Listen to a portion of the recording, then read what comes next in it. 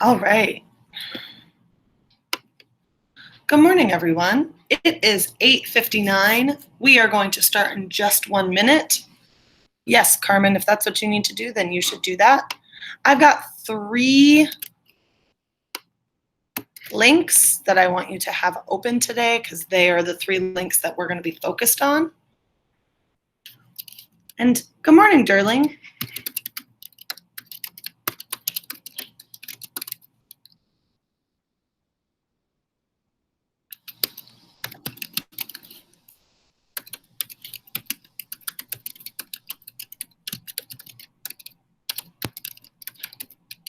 So I've got a check-in question there today. It's just an opinion question. What was your favorite part about Pygmalion? We've got 21 people in the chat. This is just giving us a little bit of time. It's a Friday. People are moving a little bit slow. Brandon, be more specific. I want a specific answer.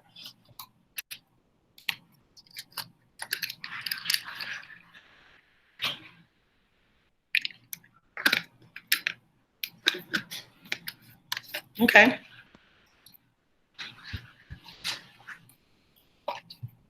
Good morning, Anthony. Morning. Here's our check-in question for today. Some people have already answered. Please make sure you answer, and that's how I know you're in here and ready to go.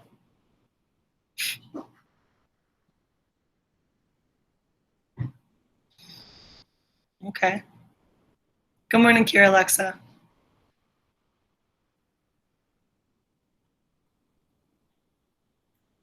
Love that, Shailin. I felt very similarly. Here, Jalissa, sorry. This is the check-in question for today.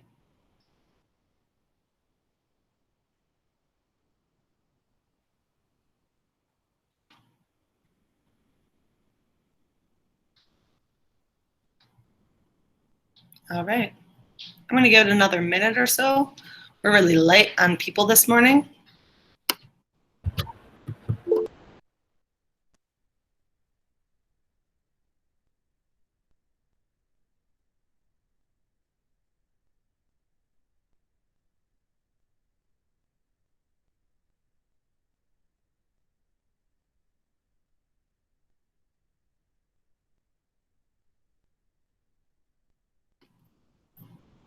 Okay. Good. Okay, that's fair, Carlos. And not everyone's going to like the text. I was just curious about what people liked about the text.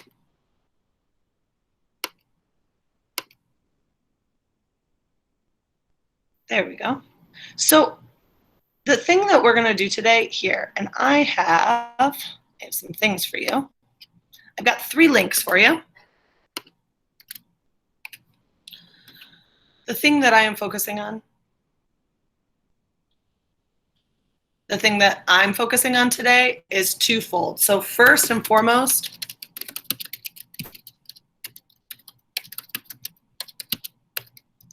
if you have not finished your rough draft, your essay planner,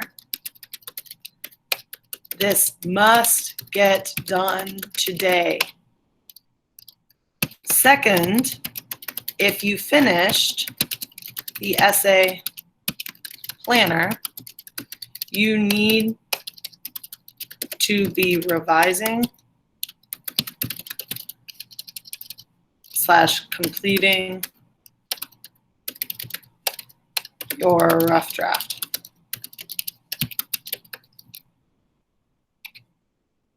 So let me be very clear here.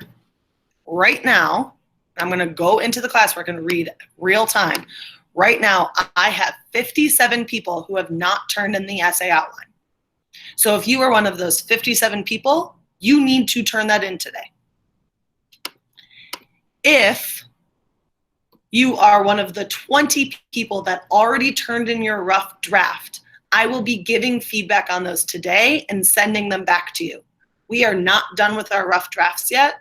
The writing process is a long process, so I will be giving you feedback and returning those.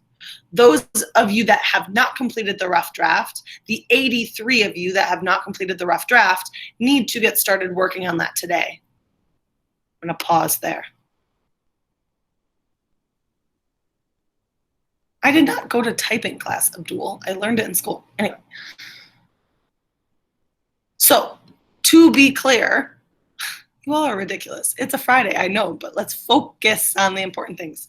So, priority 1, and I won't type it in so I won't distract you, Hesian. Priority number 1 is finish the outline. Priority number 2 is to work on your rough draft. And priority number 3 is to say happy birthday to both Nate and Derling. I'm really hoping you're telling me the truth. And Holder, happy birthday. And Lorena, really? Oh my goodness, so many birthdays. Happy birthday, everyone. Okay, let's blow up the chat.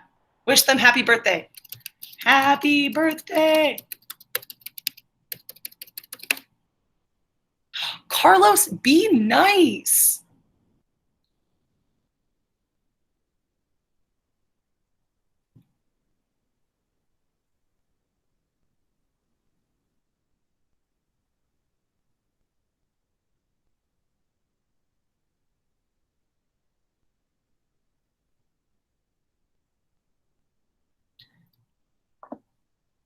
All right. Are we ready to refocus?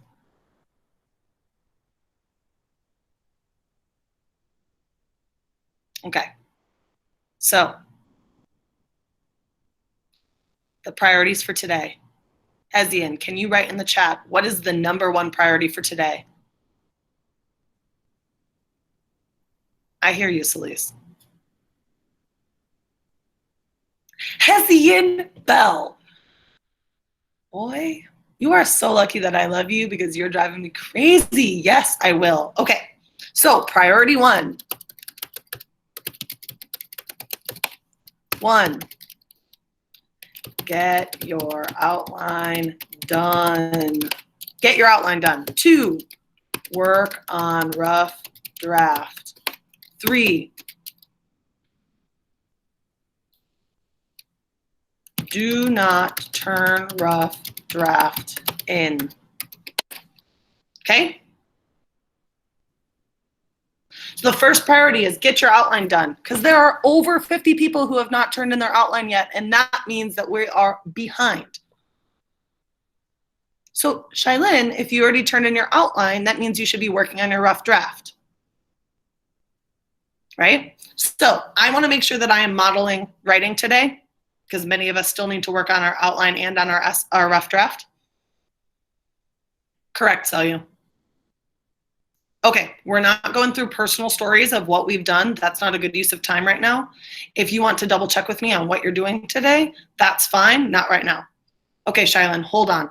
So I want you to click into, I got to get my links back. So these 3 links, I want you to be clicked into my essay planner. I see about 10 people are in here. There we go. Here are a few more. You're clicking into my essay planner, M. Hurley essay planner.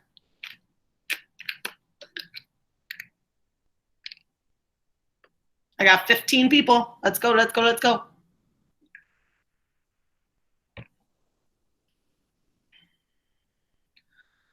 For the 21 people who are already in here, I want you to focus on looking at my counterclaim. Please do not use the chat in Google Docs. I don't want it to be a distraction. There are only 22 people in here right now. Let's go. Come on, come on, come on. I know it's Friday, but let's go.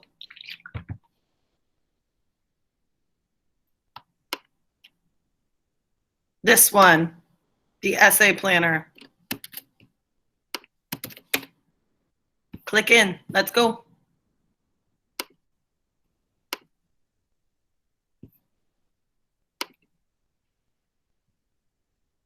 I'm at 28. We have 55 in here.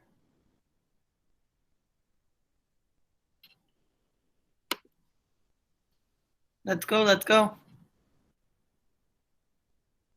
We're at 30. We have 55 in here. Abdul, don't worry about it right now. I'll take care of it. We're at 31. Hello, if you are one of the 24 people who are not in this document, I am waiting for you. Let's go. I love you all, but you're taking forever. Come on, come on, come on.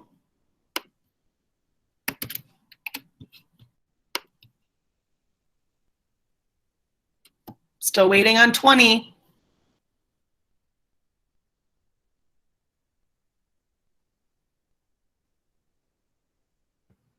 Which one, Miss Shirley? Which one? The essay planner. This one. Thank you, Sam. We're missing about 15 people.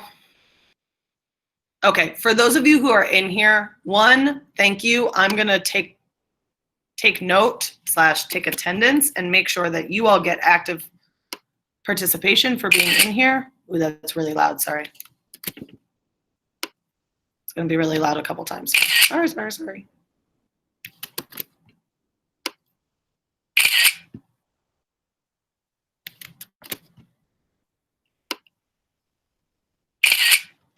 Chelsea, you're idle. Make sure you're clicked in on that, please. Edward, make sure that you're clicked in on here. Same thing, Akira. You're on the document, but you're not actually in the document. There you go. All right, here we go. We got 40 people. That's close, not where it needs to be because we have 56 people in the meet, but we got to keep moving. So let's focus on, I want you to look at my counterclaim. So if you noticed, I populated the rest of this except for the conclusion. I'm going to be modeling writing the counterclaim today, and if I have time, modeling the introduction. The reason why this is important is because when you're working on your rough draft or finishing up your outline, you can use mine as a model, and so I want to model some of the thinking that goes along with it. So in the counterclaim, I've got a thinking question here that says, what would someone say who disagrees with me? And then in bold, I have my topic sentence for my counterclaim, that Eliza has always been an independent woman. Then I introduce my evidence. The play opens with Eliza, known as the flower girl, with Eliza attempting, this is why I revise, attempting to convince a gentleman to buy some flowers from her. Then the evidence is, now I've got 2 pieces of evidence in here. You've got 2 options. So I'm going to make a note. You can either select one piece of evidence to support the counterclaim and one piece to support your claim, or you can find one piece of evidence that someone that can be interpreted 2 different ways. So let me be really clear here. There are 2 ways to go about doing a counterclaim. You can find one piece of evidence that some people would look at one way and some people would look at another way. That works. Or you can find 2 pieces of evidence, one that fits the counterclaim and one that fits your claim. What I did was choose the 2 because choosing 2 pieces of evidence is easier than finding one piece that does both. So the 2 pieces of evidence that I selected are this piece and this piece, right? So, and then I've got my analysis. So my evidence is, someone might say that the evidence, Garn, oh, do buy me buy a flower off me, Captain. I can change half a crown, take this for a 2pence, as evidence of her being independent because she's making money for herself.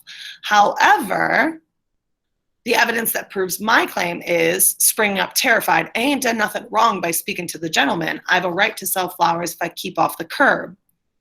And how I would analyze this evidence is, although Eliza may appear confident because she's selling flowers and therefore supporting herself financially, her fear around people watching her shows that she lacks confidence regarding her own actions and how people will perceive them. So what I need to do, let me pause there.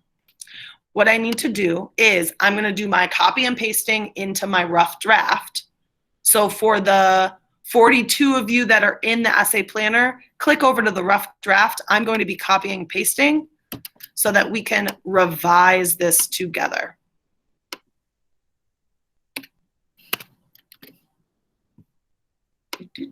Sorry, it's gonna take a minute.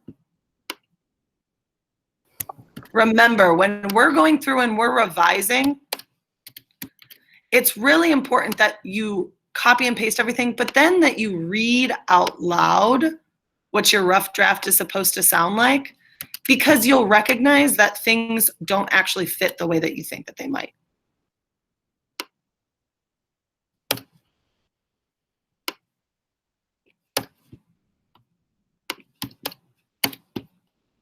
So you'll notice mine's gonna sound a bit awkward when I move it from the outline to the rough draft, and that's why it's so important for us to do this, is so that we can make sure that it actually makes sense together. Because if it doesn't make sense together, then it's not paper, okay?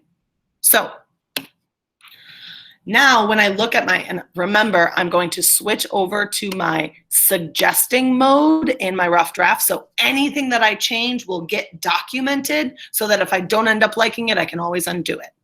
So the counterclaim starts with, Eliza has always been an independent woman. Oh, hold on. Yeah, no, we're good. I have to put in my second body paragraph in my rough draft, but I haven't gotten there yet. Eliza has always been an independent woman. The play opens with Eliza, known as the flower girl, comma, attempting to convince a gentleman to buy some flowers from her. And then I just jump into the quote, which doesn't really make any sense. So I need to connect my first sentence into my second sentence. So on page 4, Eliza says, comma, space, and then I can delete this. Okay, on page 4, Eliza says, Garn, oh, do buy a flower off me, Captain. I can change half a crown. Take this for 2pence. And then I just go, evidence that proves my claim. That doesn't really make sense either. So I need to make sure that I have some sort of transition between the two of these.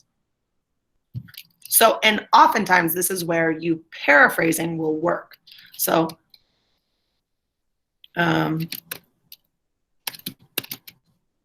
a few moments later,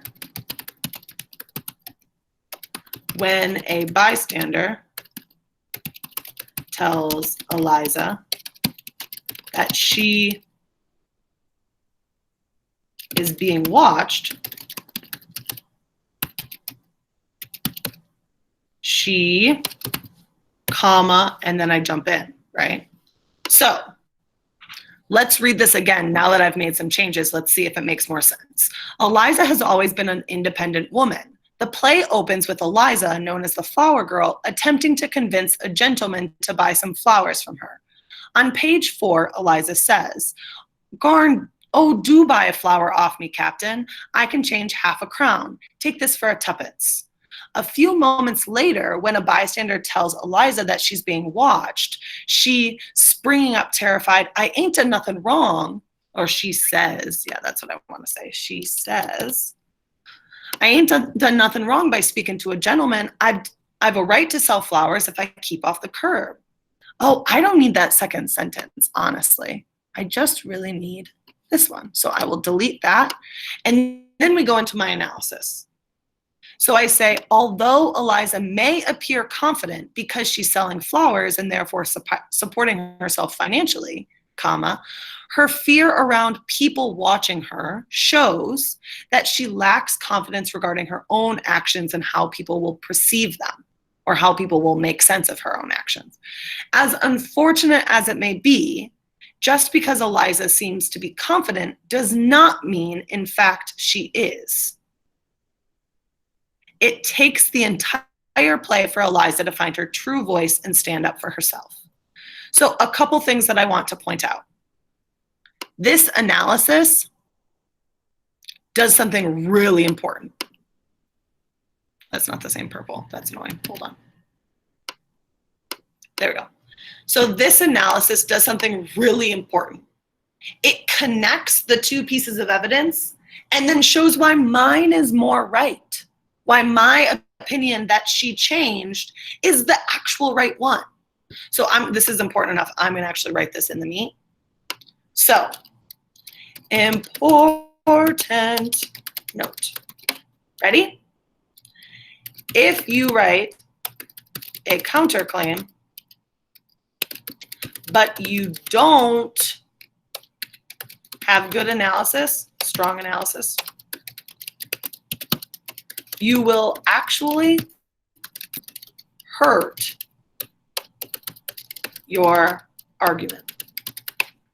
This is what I mean. If, for example, you are trying to convince me to not give you any homework, right? This is an example. This is not real. This is an example. But if you were trying to convince me to not give any homework, you build this whole big argument. And then in your counterclaim, you go, well, you might want to give us homework because in order for us to learn, we have to practice it. And in order for us to practice it, we need stuff to do on our own. And that's where you stop. I go, yeah, I'm totally right. But, hold on, Aiden.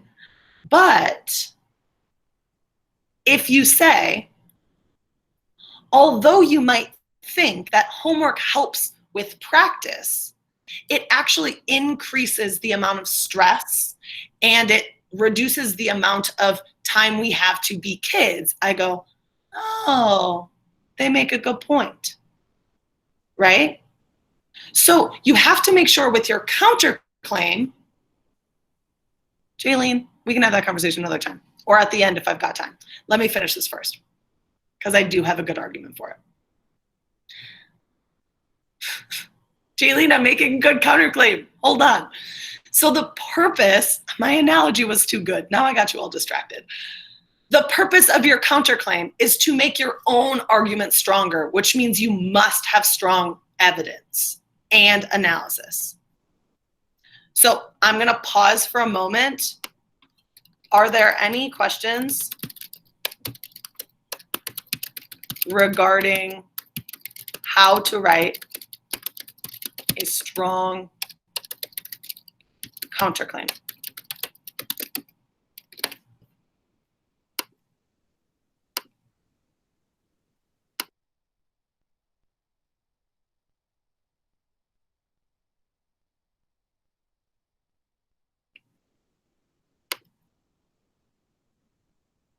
Okay, so I see 4 people have said no. Exactly, Abdul, correct. Okay. All right. So I want to also go and take some time to look at how I would write my introduction, because many people have said that they've struggled with the introduction. So I'm going to quickly copy and paste the parts from my outline into my rough draft. So you can just be in the rough draft document. There are only 24 people in the rough draft document, so please make sure that you're in there. Oh, hold on. Editing, there we go. I want these words, not the whole box. Thank you.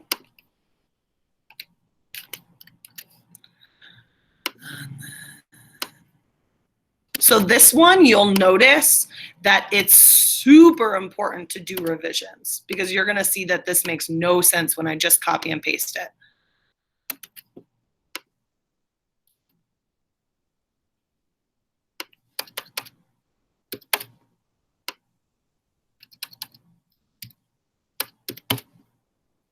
And then I go into my claim. Alrighty, so right now, my introduction, yep, I can totally put the link again. Give me just a second. Here you go. Copy, paste. There you go. Thanks, Abdul. So in my introduction right now sounds ridiculous. Okay.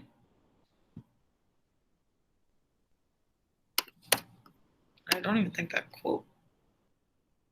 Yeah, there we go. So I start with a quote. I am made and remade continually. Different people draw different worlds from me. So I don't really want the second part of this quote. I'm going to go back to suggesting. I don't really need the second part of this quote. The first part is really the important part. And me just starting with a quote and then not explaining it at all makes no sense. So what I have to do is I am made and remade continually. And then I am going to say this quote is from Virginia Woolf, comma, a famous writer.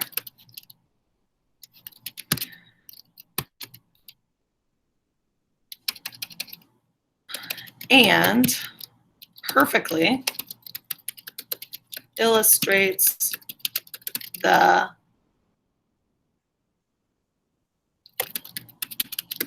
necessity and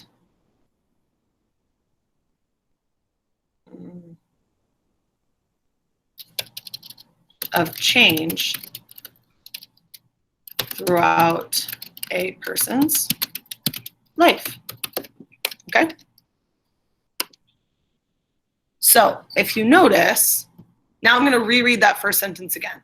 I am made and remade continually. This quote from Virginia Woolf, a famous writer, that doesn't make sense, famous writer, comma, perfectly illustrates the necessity of change throughout a person's life. The play Pygmalion by George Bernard Shaw also focuses on the thematic topics of identity and transformation. Right? And then I can just go, right?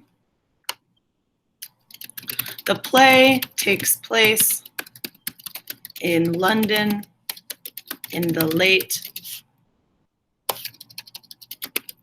1800s and revolves and follows a bet between Higgins and Pickering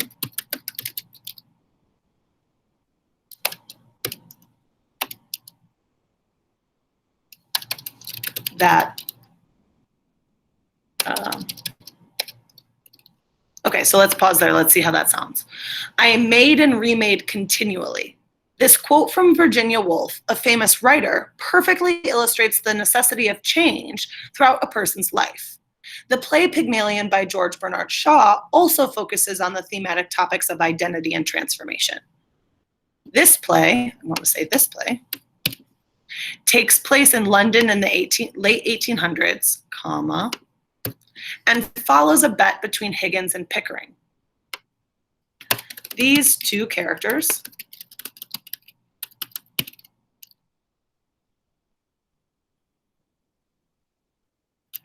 train, and then I'm just going to erase the rest of this.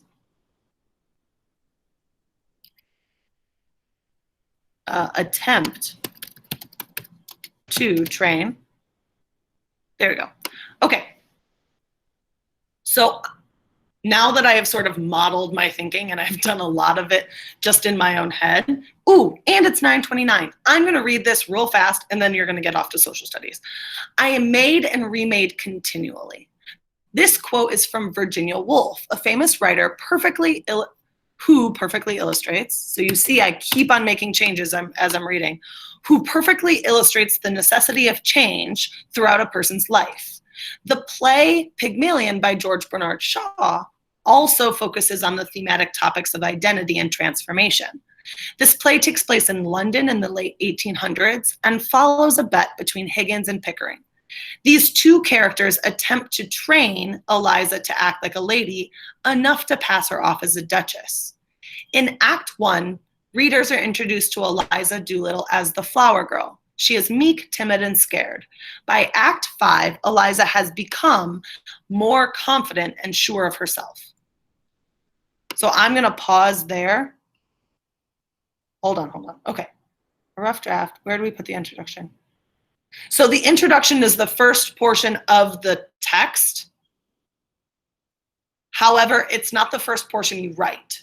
So when you're putting together your rough draft, the introduction will come first, Hezien, but you didn't necessarily write it first in the planner. Does that make sense? Okay.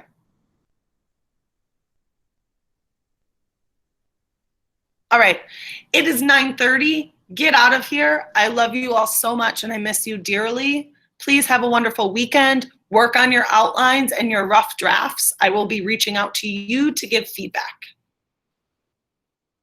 Goodbye, everyone.